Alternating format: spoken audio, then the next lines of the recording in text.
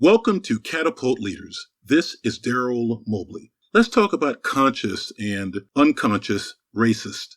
But first, Catapult Leaders finds, prepares, and matches outstanding Black college students, recent grads, and experienced managers with the precise job and internship talent needs of top companies that value a diverse entry-level pipeline, equity, and inclusion. About conscious and unconscious racist. 10 or so years ago, a sales representative for a well-known supplier called my office to pitch me on buying his company's services. I did not know the company or this sales rep. We had not worked with this supplier before. I wasn't in the office for the call, so the rep was routed through to my voicemail. While waiting for the beep signaling that he could leave his message, this sales representative proceeded to talk about me in vile terms that could only be described as racist. The words he used, the terms, what he said about me, even though he did not know me, were repulsive and clearly signaled him as a racist. How do I know he said these things before the beep? Because our voicemail recording system actually starts recording before the beep sounds. So what he said about me and my ethnicity before leaving his message pitching his company's services was recorded on tape. He had no idea he was being recorded before the beep, and no, he was not joking. After the beep, he left his very nicely worded pitch message with his name and phone number.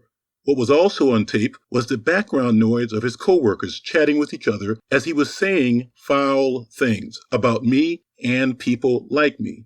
He was not whispering, and it seemed as if his coworkers were situated close to his desk. It is difficult to believe he was not heard by his coworkers. I called his company's president after listening to the recording. I explained everything. The president sounded mortified and agreed with me that this should not happen and cannot be tolerated. He assured me that the sales rep would be fired quickly. It's been a few years since that message was left for me.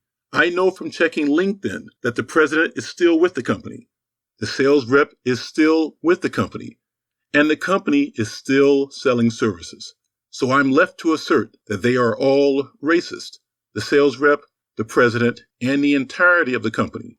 Here's my point. This experience is one reason why I have no time for virtue signaling. Back where I'm from, the word we have for the fakery that is virtue signaling is the old okey doke.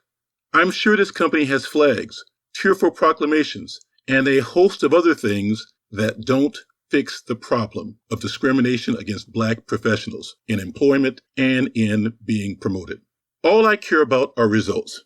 Hey, company leaders, what are the numbers of talented Black professionals that you've recruited, interviewed, hired, developed, and promoted? That's it. That's all that matters. If your numbers are woefully low, perhaps you have conscious or unconscious racists among you.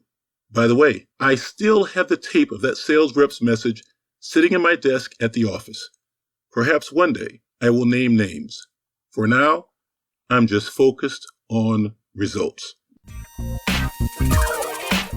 Contact us at Catapult Leaders if you want Catapult Leaders to help you get a great job, or you're a company leader and you want Catapult Leaders to find outstanding Black talent for your organization's jobs and internships. They are out there, and they are very qualified.